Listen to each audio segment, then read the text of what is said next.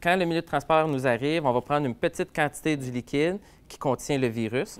Et puis là, dans le fond, on va le mettre dans un appareil qui va nous permettre de l'amplifier. Donc, grossir à la loupe son matériel génétique. Exactement. Et c'est comme ça qu'on va être capable de détecter la présence du virus ou non.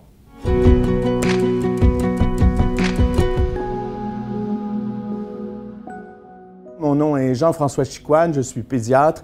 Je rencontre Christian Renaud, qui est infectiologue microbiologiste pédiatrique et qui est aussi directeur du labo de microbiologie du CHU Sainte-Justine. Bonjour Christian. Bonjour Jean-François. Bonjour, tu es venu nous parler de ces petits écouvillons qui servent au dépistage de la COVID-19.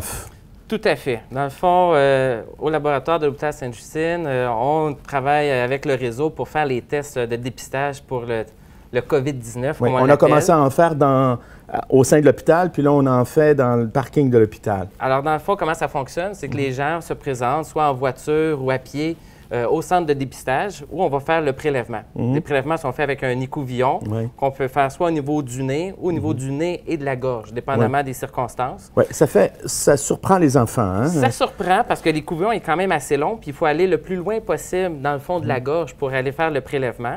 Mais c'est pas douloureux, c'est plus désagréable. C'est ça, c'est un mauvais moment à passer. Ensuite, on met ça dans un milieu de transport. Exactement. Le test qu'on va effectuer par la suite consiste pas à faire pousser le virus parce que ça serait trop dangereux pour les personnels de laboratoire. Alors, ce qu'on fait vraiment, c'est qu'on va aller détecter l'ADN ou l'ARN du virus qui va être amplifié. Ah, ils sont combien au laboratoire à faire ça ici? En ce moment, on a dû mobiliser énormément de technologistes pour pouvoir être capable de faire plus de 1000 tests par jour. Et on ne fait pas des tests juste pour les patients du CHU Sainte-Justine. On en fait pour d'autres régions. Pour l'instant, une des façons que Sainte-Justine peut aider le réseau, c'est de dire, bien, nous, on a une capacité de laboratoire qui était quand même assez importante, puis on avait l'expertise de nos PhD, le dévouement de nos techniciens, qui ont fait en sorte que rapidement, on était capable d'avoir une grosse production. On voit que tu es le chef, là. Grosse production qui permet, dans le fond, de soutenir d'autres centres hospitaliers. Christian, notre centre de dépistage, il sert surtout à qui? À dépister qui? C'est essentiellement pour les enfants de moins de 18 ans et les professionnels de la santé qui travaillent au CHU Sainte-Justine.